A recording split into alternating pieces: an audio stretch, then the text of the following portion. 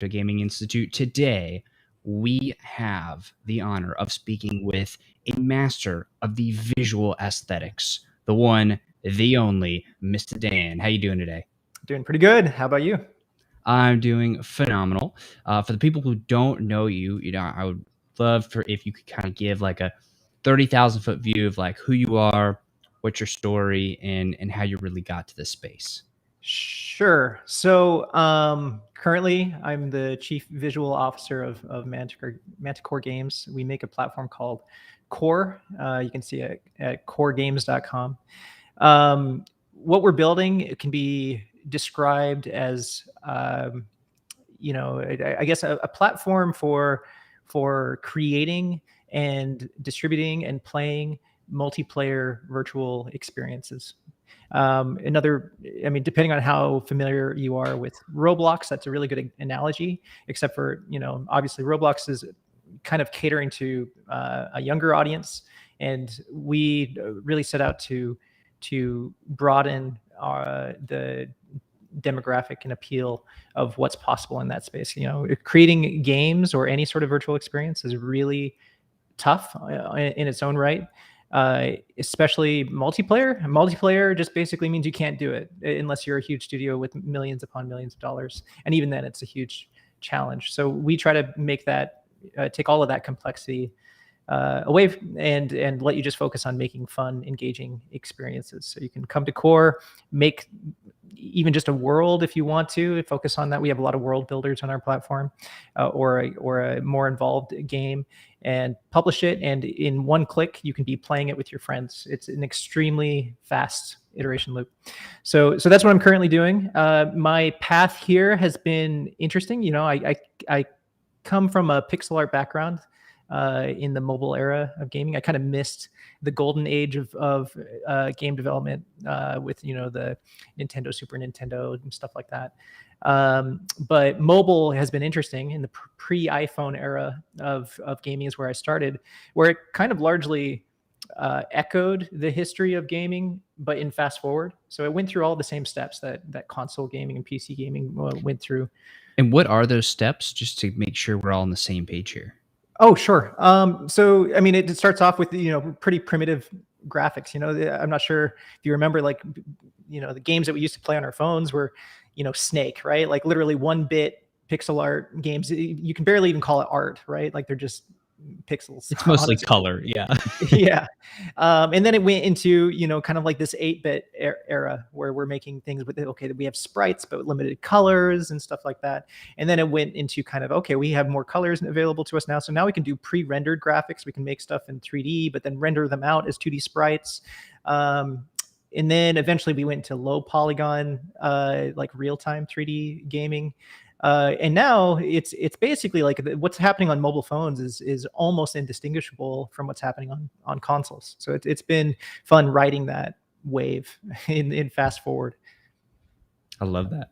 So how did you end up on the visual side though? Like, have you always just been an artist or had an affinity for creating things like that? Like, how did you know, and how did you explore that once you did know? Yeah, I've always been an artist, from the earliest I can remember. I've always been drawing all over my homework as opposed to doing the homework, kind of a thing.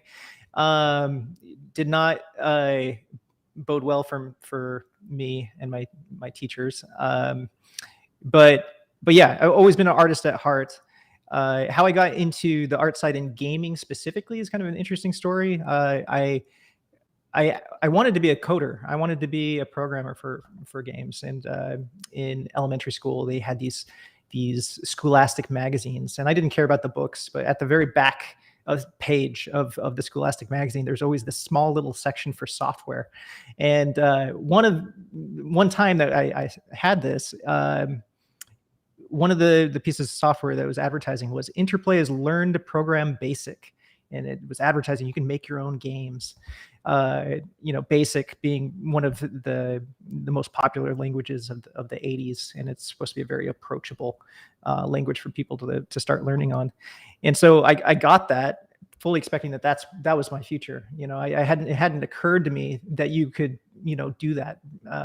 Like I played games, I was mostly a Mac gamer, but I never really thought that could be a path for me. So I got super excited, got that program, kind of bounced right off of it. It was like the first year, I was, I guess, a little bit too young for it. I couldn't quite grasp it. But one thing that I did do is, like, this program had a limited color palette associated with it. It was 235 colors, and they all had predefined, English names like Vomit Brown or something like that. It was really silly, but what it meant is that in order to make good art for these games, you essentially had to do pixel art.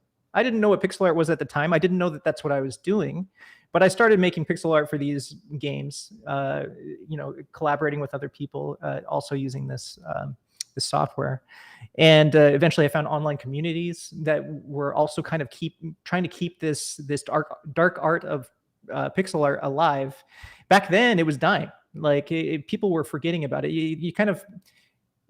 There's been a resurgence recently where everybody knows pixel art, and all of these indie games are using pixel art. It's very mainstream, but for a time in the early 2000s, people were forgetting about it. And so there was this community called pixelation.com or pixelation.org, which I still help run today now.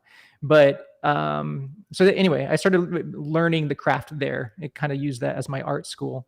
And eventually there was one industry that was still hiring for it, and that was the mobile gaming industry. So eventually I ended up getting my first job at Gameloft first, and then moved over to Glue Mobile. And that's when the iPhone switch happened and everything kind of changed. And I've been kind of, just like I said, riding that wave ever since. I went from mobile. We did Facebook games for a while. I was working at a startup called A Bit Lucky, doing Facebook games. We ended up getting acquired by Zynga, and we switched back into mobile again. Back then, it was the big gold rush was this concept called mid-core gaming, bringing less casual experiences to mobile devices, things like MOBAs and stuff like that. It still hadn't been done yet. So that was mostly what I was doing at Zynga, and spent 4 years there. And the same founders that I was working with at A Bit Lucky reached out to me to say that they were going to do another startup, and I was the first person to say, absolutely, let's do this. We didn't know what we were building yet. Turned out that what we landed on is truly something that I believe is fundamentally, amazing. But yeah, it's been a fun journey on the way there. Well, I really hope your teacher who gave you shit about drawing on your homework can see this interview now to really see how far you've come, because I sure hope so too. I don't think they're paying too much attention to these kinds of podcasts though yet. Not yet, but they will. Not yet. So you're in the art field. Seems like you then branched into the gaming world, and you get to bring this really cool self-education of art and learning and pixel, and bring that into the gaming world. And then you team up with and eventually get into the startup world, team up with the people who are, they're like, hey, we have a startup idea. And then at what point did you get introduced to crypto and the whole blockchain metaverse world? Because that seems like it's going to be a really interesting story that I'm excited about. Yeah, I mean, I think I became aware of crypto at the same time everybody else did, at the start of Bitcoin. It's always been fascinating to me. I think the initial appeal of Bitcoin in particular was its use case as a currency specifically, whereas the thing that turned me off to it, like I never got into mining Bitcoin or trading Bitcoin or anything too much. I just kind of watched in fascination. The thing that mostly turned me off to it was how it was mostly speculation driven. Like it wasn't really fulfilling its promise as a currency that could be more stable than fiat, right? So that's not to say I was opposed to it back then or anything like that. But it's mostly just me watching from a distance. And then as far as, this broader conversation of crypto, gaming or Web3, that's a very recent realization that I've had. It's almost just in this past year that it's become something that we've been paying more close attention to, and that I've been paying more close attention to. I've been aware of Ethereum and the idea that blockchain as a general purpose crypto utility that transcends just currency applications, and I've been hearing things a little bit, but yeah, just the past few months, I decided, there's so much chatter about this. This seems like a very transformative technology. There's a lot of people that are very polarized on the topic, and I just didn't feel like I was very informed about it. So I did a pretty deep dive, and I still continue to. It's one of those topics where you can't ever stop. It's just this never-ending rabbit hole. Right. So even though I've been like hardcore looking into it, I still feel like I'm only scratching the surface. But I am starting to get the picture of ways that it could transform many industries as we know, but particularly gaming. I think there's a lot of interesting things there that people, if you don't look beyond the surface, you're not going to see it, kind of a thing. I totally agree. And I think it will become more apparent, meaning if you do look at the surface, you'll still see it. But then there's so much more. It's just the tip of the iceberg. Like, yeah, you might see a little bit of it, but the deeper you dive, the more beautiful it becomes, type of thing. So from the perspective of, well, you're working in the video game industry and you're working on the art side, we've just seen this renaissance of NFTs and art and just explosion of creativity. How do you then, like, how does that translate into your day-to-day and what you're actually doing, building the games? Like, you're seeing all this happen. It's a part of what you're doing. What does that actually look like, though? Like, how has that actually influenced what y'all are doing at Manticore and how you see this whole thing of the gaming industry? Yeah, where do I start? I think it's absolutely fascinating. I'll start there. Since my background is in art, there's a definite pushback from the art community specifically against NFTs in particular. I think there was this kind of honeymoon period where people were dabbling in it in the art community and thinking, oh, wow, this is cool. This is liberating. I can actually earn a living off of my art in a way that, digital artists couldn't in the past. And that was appealing. But then the discussion switched pretty suddenly on this topic of the environmental issues, and then also this idea of just trying to suss out what is it that you are actually buying when you buy an NFT. Like, is it the art, or is it a symbol of the art? Is it a receipt to the art? It's almost philosophical that people, a lot of artists can't quite move past that hurdle. So anyway, from an art perspective, it's, I look on with fascination. I think there's problems to solve. There's things to think about there. But what I'm seeing, and as I've been doing some research here, is that the topic really, at least the conversation within the crypto community, is not really so much about the art anymore. I mean, that's a component of it, but really it's about utility. And you ask anybody, why is this particular NFT valuable? The first thing that they'll say and start talking to you about is, okay, well, all the different ways that it has utility. And I think the conversation is moving in that direction, and that's where it starts to be fascinating to me. That's where you can get some objective value to it. I still think it's super early. A lot of people are, it's not quite utility yet. What it really is in most instances is promise of utility. Every single crypto project out there has this, roadmap page, with a long list of things like that they might do one day. Mm-hmm. A lot of them are super aspirational. And a few of the things that they do provide from the get-go, like it being an access token to communities, I think that's kind of table stakes kind of a thing.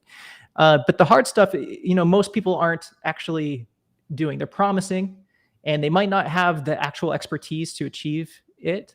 And I think that a lot of these projects are going to realize that they've signed themselves up for more than they can handle. And a lot of people that are treating NFTs as investment vessels are probably going to get burned along the way, investing in these promises that don't turn out to be true.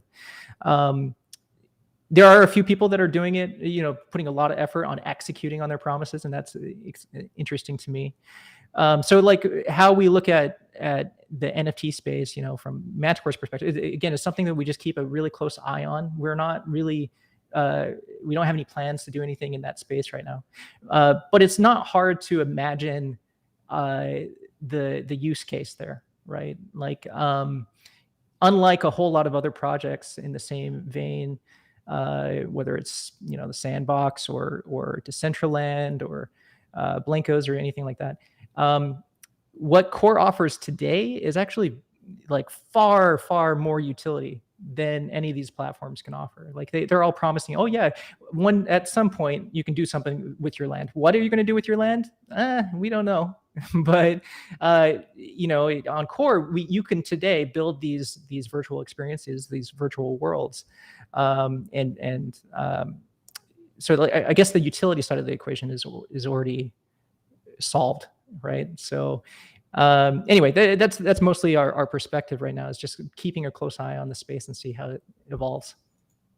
I think it's so interesting because a lot of people are just flocking straight into the space, and they're like, okay, metaverse, we gotta slap the metaverse somehow onto our project, like a sticker, just slap it all over there to get investors excited about it and get more money in the door. It's interesting that y'all are almost taking the opposite approach of, hey, we know what we're doing. We've been doing this. We already have the utility there. We're watching it, but we're not like jumping into it to 12 feet first. That's really interesting to me. What would y'all need to see in order to then justify moving more into that space, moving, and maybe kind of to contextualize, maybe you could talk about like, okay, more about the ecosystem and Manticore and Core, and like break down like really what the offerings are and what the projects look like. Yeah, sure. I mean, there's kind of two different paths we can go explore here. There's the topic of metaverse and what that even is, right? Mhm. Because it means so many different things to different people. And there's a component of it that's not even crypto, right? And then there's the topic of, and this gets more into my personal opinions and not Manticore's, positions about what I personally value in making a sustainable future for crypto projects, right? So, I mean, let's talk about the metaverse, I guess, first, I suppose is a good place to start. I think it's interesting that it means, there's a lot of things that it means, but I see mostly just two conversations happening.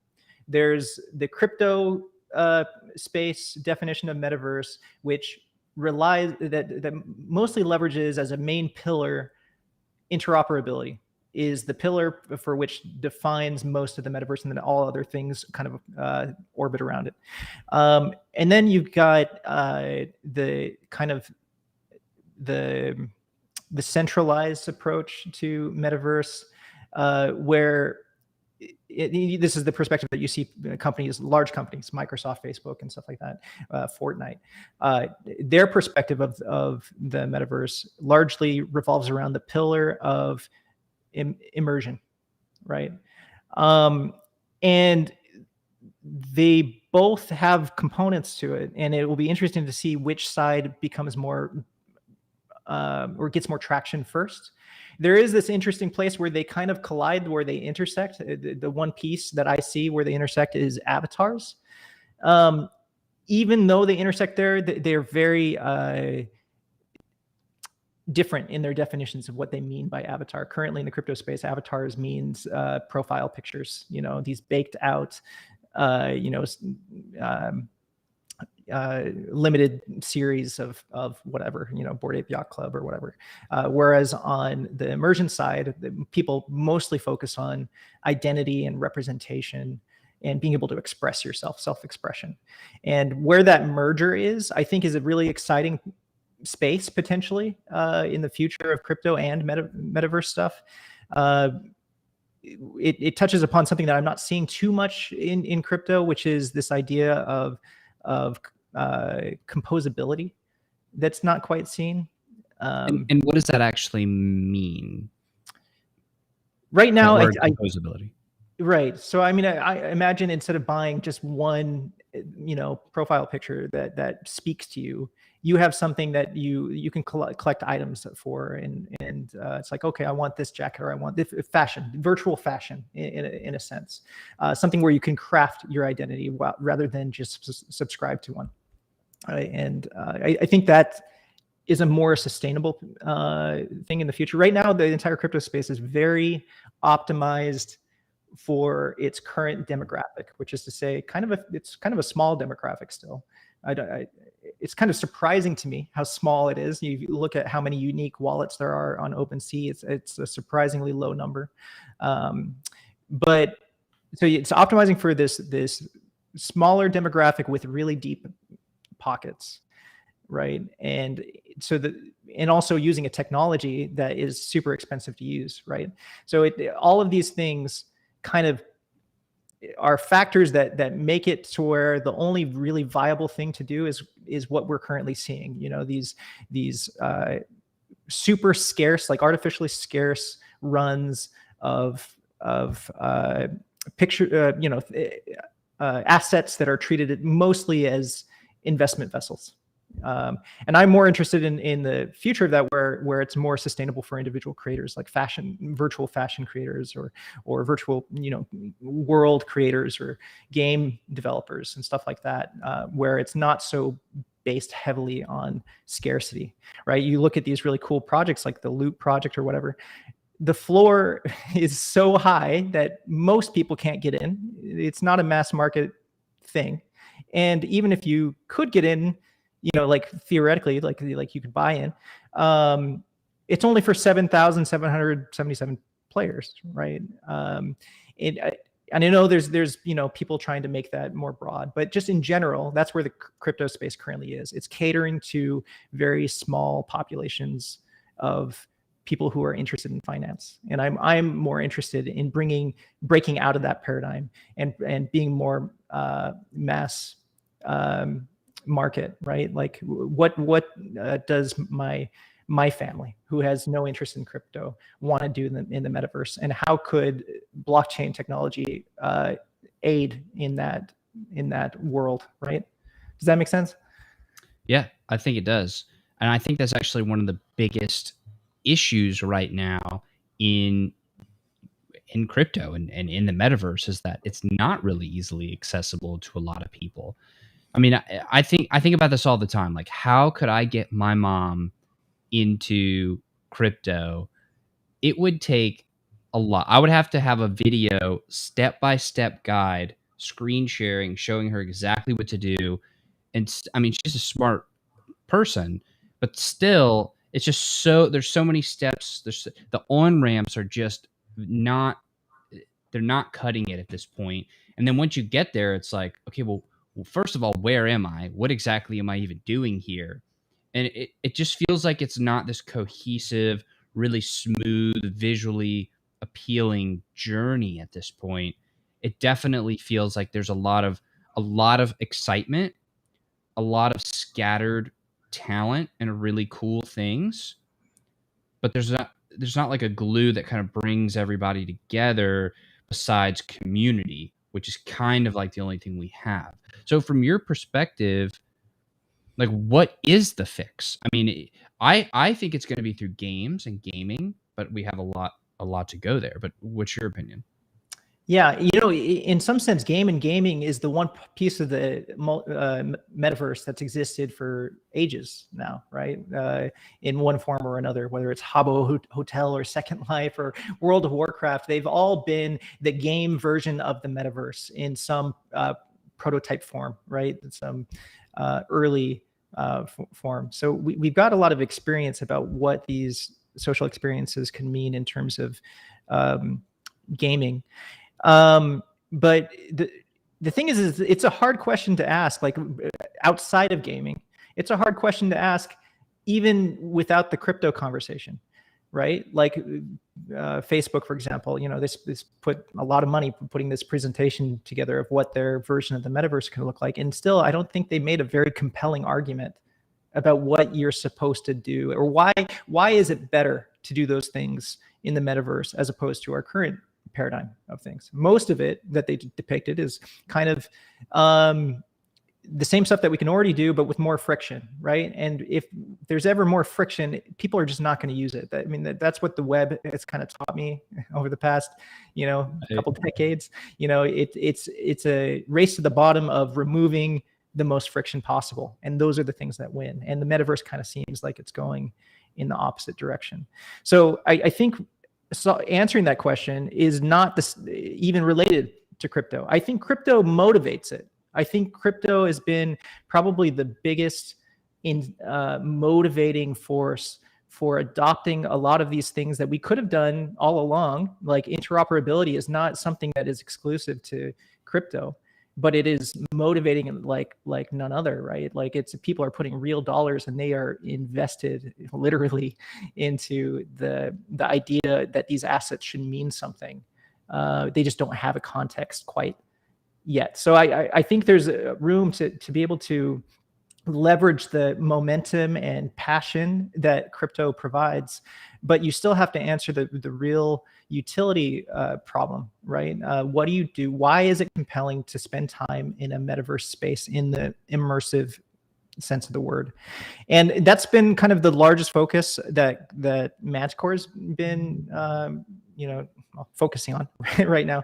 So the biggest topic we've been focusing on, I should say, where when we started the company, it was mostly about, I didn't even call it metaverse. I called it a multiverse, right? Because it's basically a collection of game experiences that you can play, and you can jump from game to game, and you do have this persistent avatar that you carry with you to all these different experiences.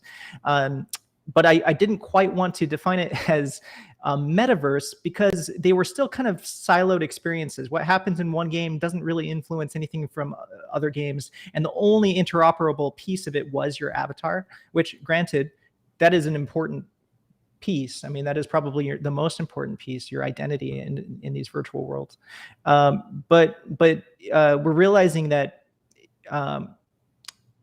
there's a much bigger opportunity in this metaverse space, and not focusing so heavily on gaming. And we think we've started to stumble upon the answer to this recently. One of the things that kind of turned the conversation around internally was we held a concert for deadmau5. I'm not sure if you've seen it. It's something that I'm immensely proud of. And on some sense, concerts are probably one of the first things that people list when you ask them, what do you do in the metaverse? So it's not like it's a great epiphany that we had in a sense, but the way that we approached it, I think, was the key factor here. There's a lot of these virtual spaces that are holding these virtual concerts, and they're basically treating it like an analog to a real world experience. You log in, with your character, you walk over to a stage and you sit there and you watch the guy perform, and it's kind of a crappy experience, right? Like it's like real life, but worse, right? That's the worst case. Not only is it more friction, but it's also a worse experience. So we knew that we didn't want to do that. We knew that we did not want to create yet just an analog of something that could be done in real life, especially a worse one. So we focused really heavily when we crafted this experience in collaboration with Joel, deadmau5, to make it something that can only be experienced in the metaverse, right? There is no replacement for it. You can look at videos of people playing this concert experience. He calls it Oberhasli. It's more than just a concert, by the way.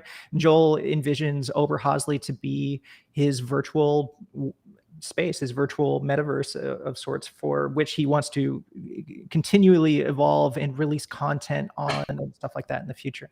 But for the kickoff, for the launch of it, we crafted this concert experience, and it was, I think we achieved it better than what we even could have hoped for.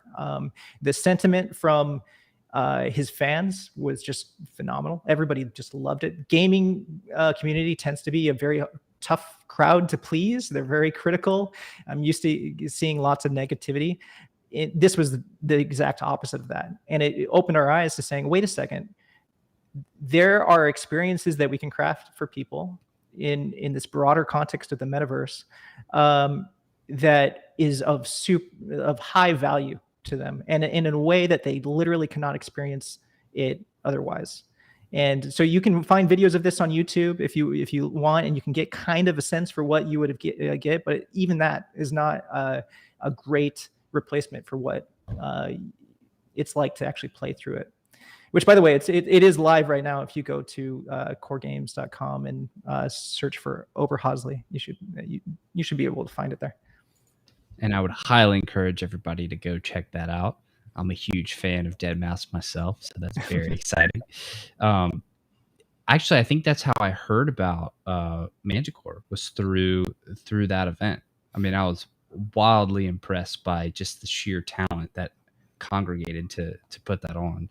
Yeah, well, what's also cool about it is that, you know, speaking to what we said earlier about Core providing the utility, that normally a production like that, like Fortnite is known for their virtual concerts with Travis Scott and stuff like that.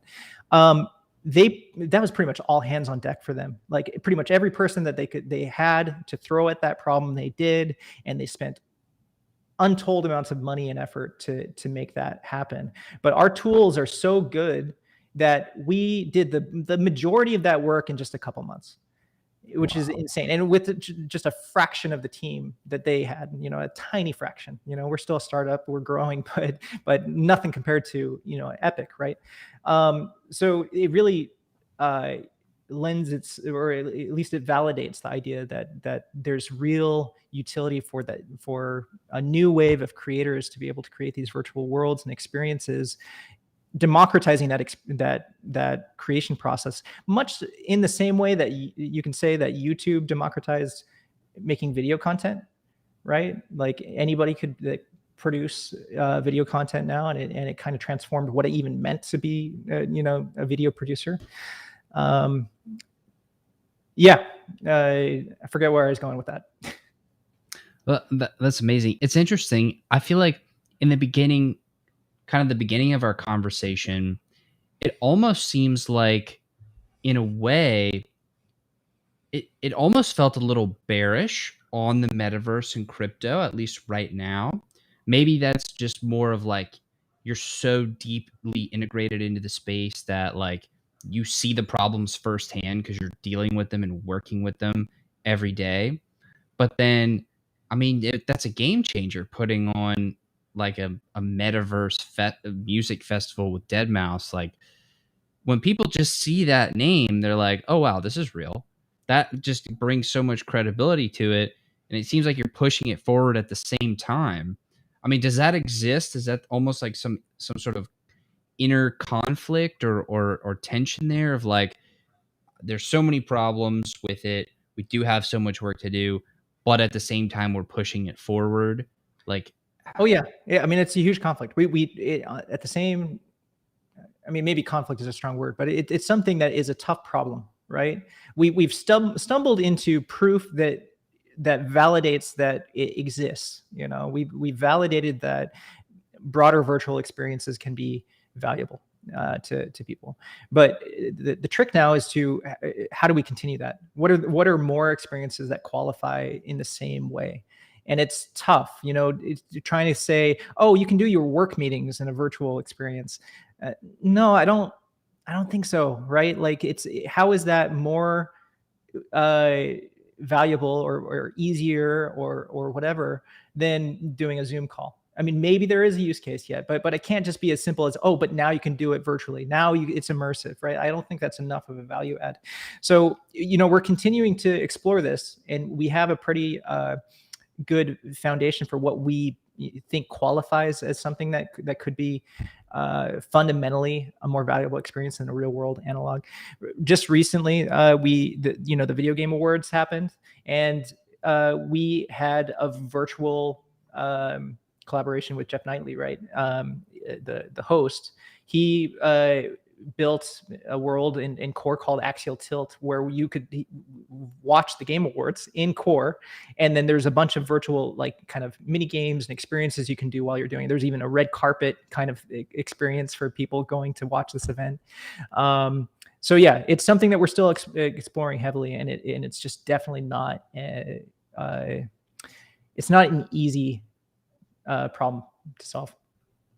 So what's interesting is, there's so many interesting things here, but it almost seems like kind of one of the biggest breakthroughs that y'all are finding and creating, it's not really coming on the game side. It's more coming on like the experience side or the event side around music or media of some kind, where it's not necessarily like building a game that's like a per se, but it's building an experience that can only exist in the metaverse. Right. And I think that is a very key thing that you're hinting at here. One key distinction between traditional gaming and metaverse experiences, which could be games, but it could be something else.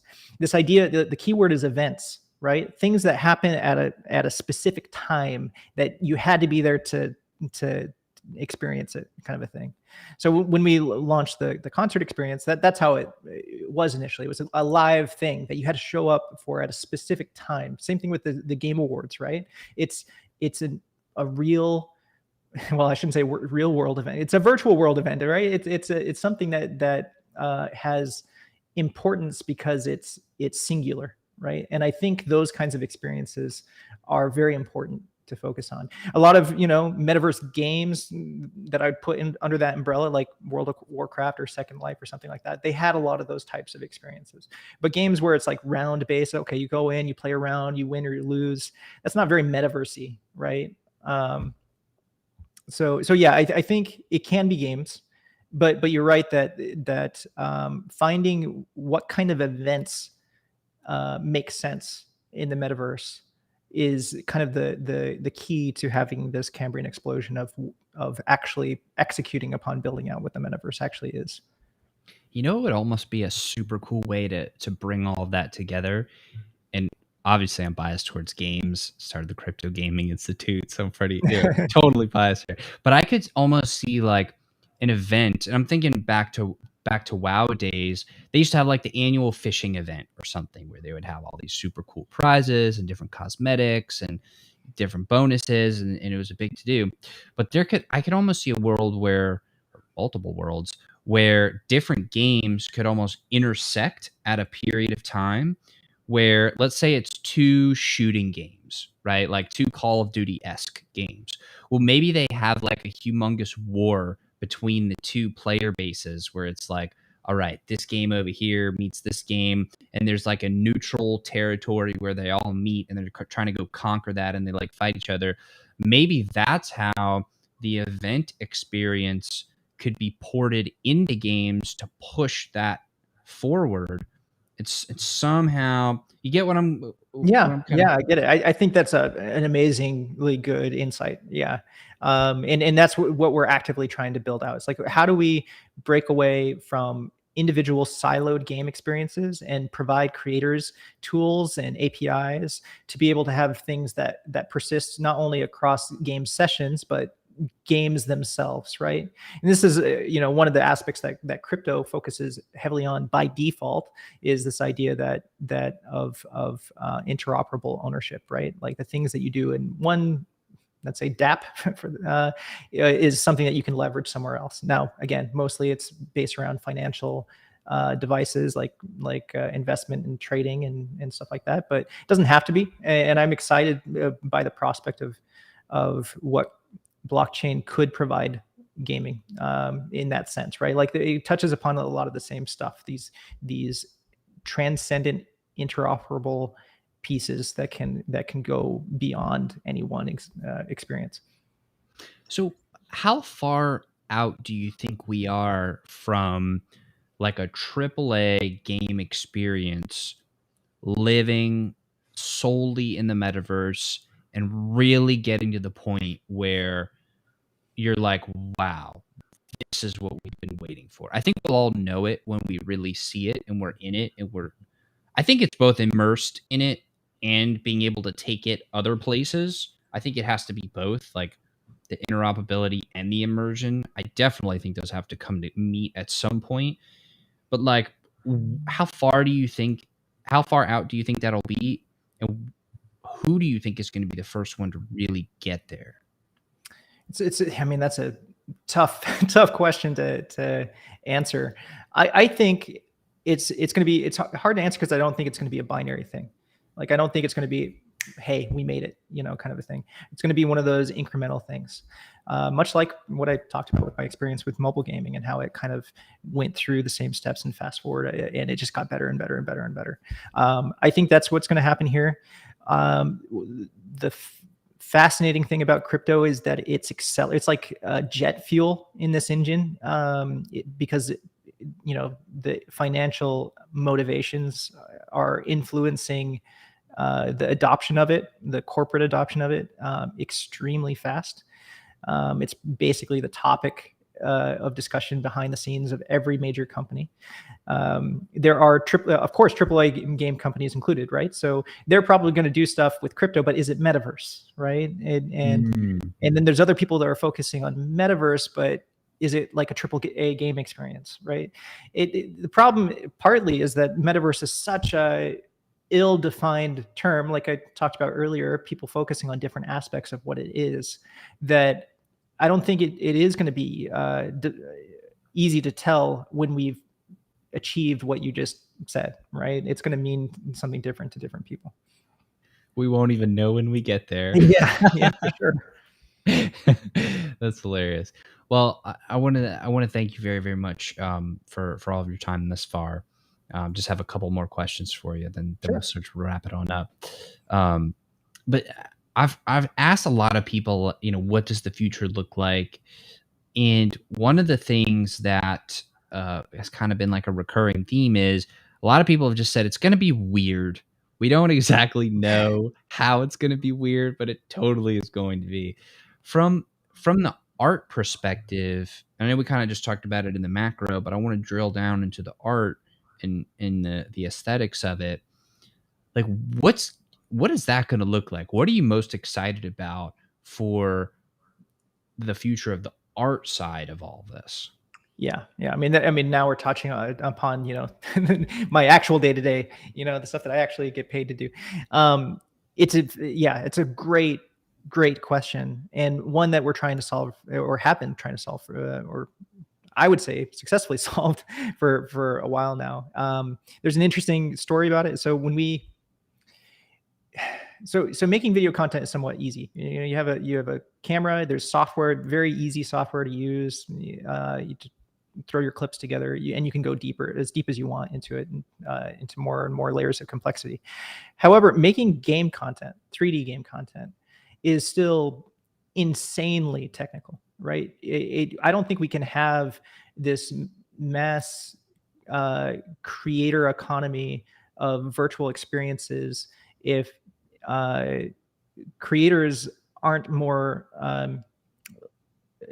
liberated to make 3D content, right? In a different paradigm than what is expected of them today, where they have to know about normal maps and skinning and all these different, technical jargons and stuff. So that's one of the things that Core set out to solve, right? So the way that you create in Core, it was important to us. Like, we wanted to be, in some sense, a higher fidelity Roblox, right? Something that like you take one look at Roblox and you kind of dismiss it. It's like, oh, that's just a child's play thing, right? Like, it doesn't appeal to me. And so we wanted to be more appealing to the AAA crowd, or the people that are aging up out of Roblox initially.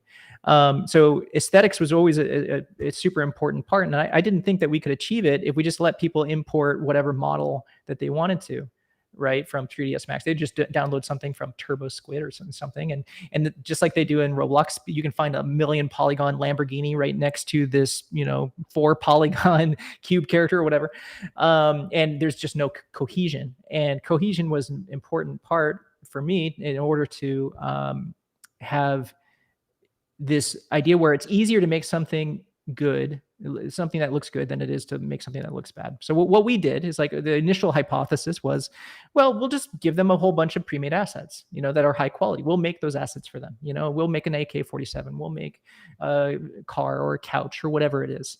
And from the very start, when we did internal game jams, we realized that it had the opposite effect.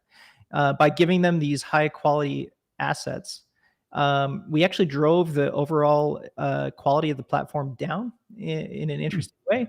And the reason was, it's, in hindsight, it's kind of obvious, but if we didn't give them the very specific asset they wanted, then they're going to reach for something else that is, crappier. They're going to reach for a cube primitive or a sphere, and try to make a better approximation of what they wanted. And it was a situation that's unsolvable. We can never make all the content that everybody wants, period. So the approach that we ended up taking was kit bash. So instead of providing a individual prop that was like fully assembled and made and beautiful and all this different stuff, instead it's going to be a kit bash set to make any kind of weapon.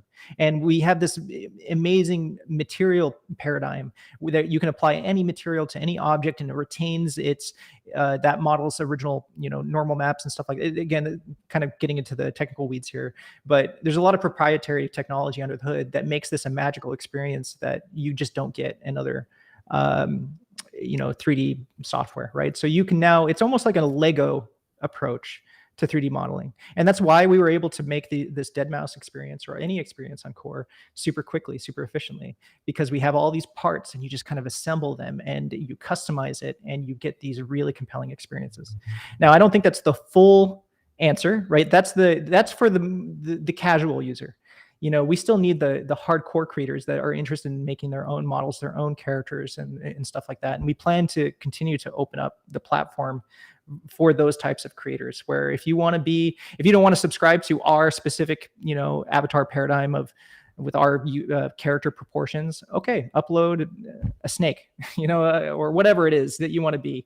That should be possible in the future. And likewise, if we don't quite even have the kit bash sets you need to make the kind of virtual world that you want, then you should be able to do that too. But that will be supplementary to the tools that we already provide you today.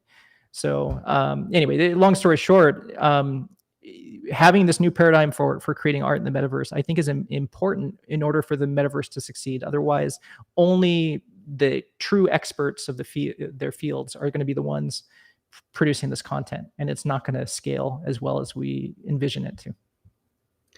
So you're telling me that we can build world-class art through the platform, but we can't turn those into NFTs? Yeah, not right now. We don't. Again, it's something we're keeping a close eye on. But you can, as you can tell, there's obvious connections here. It's easy to see the possibilities there, and it's something that we are super aware of. Let's put it that way. Because I think there's like a tremendous population of people who have the idea of what they want to create, but they don't have the ability to actually execute on that from the technical perspective. And it sounds like you're solving that. Like that's the problem that you're solving. That's really the thing that you're tackling. Yeah, and not just from the art perspective, but also from the virtual experience perspective. Like I said, multiplayer is one of the most difficult things you can do in game development, and it's just a click of a button on our platform. So it makes all these things, like potentially all these exclusive communities, these access token based communities, something that might be more compelling on Core. We'll see. So what happens if there, like, let's say there exists an NFT community with 10,000 characters, and they're like, okay, we have the lore, we have some of the starting graphics, we have our characters, we have our player base.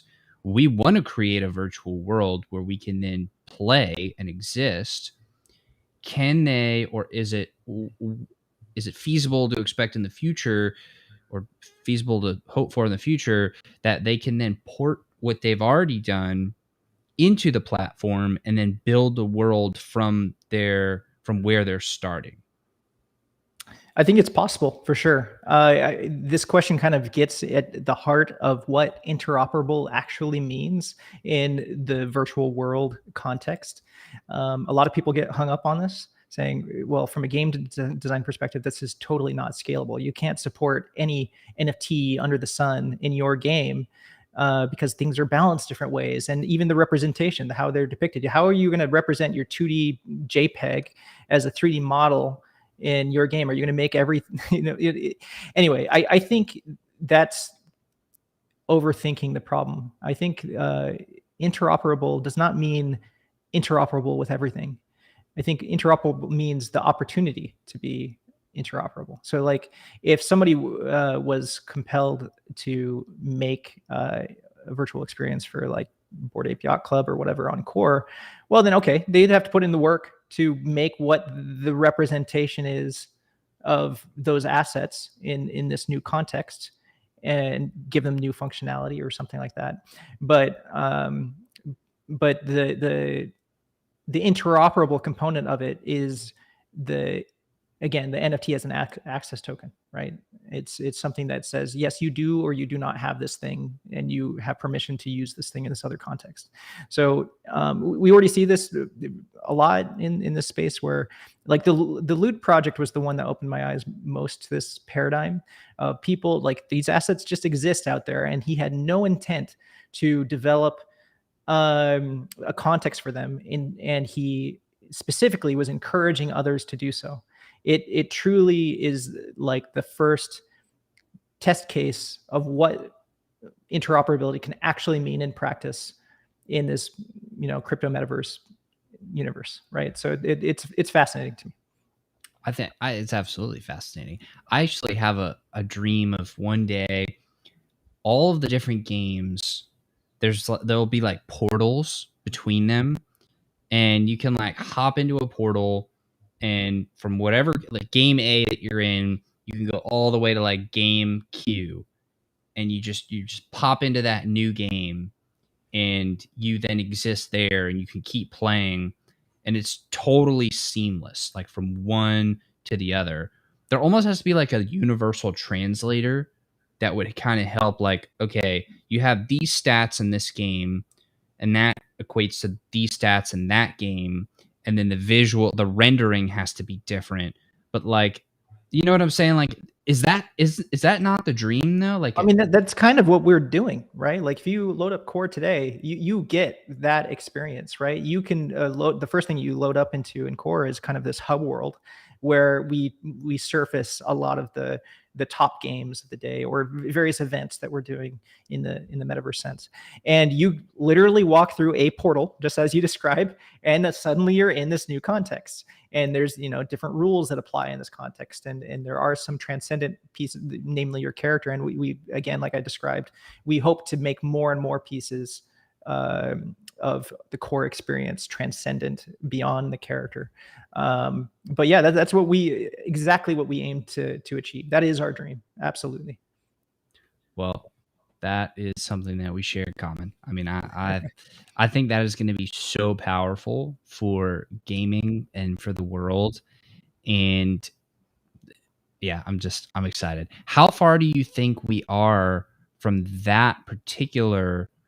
um, that particular functionality being widespread amongst not only, and maybe it's not even in the plan, but well, actually, I guess that's another question: is it in the plan to allow other universes and other games to then have like almost like a bridge into the core ecosystem, or is it going to be its own thing?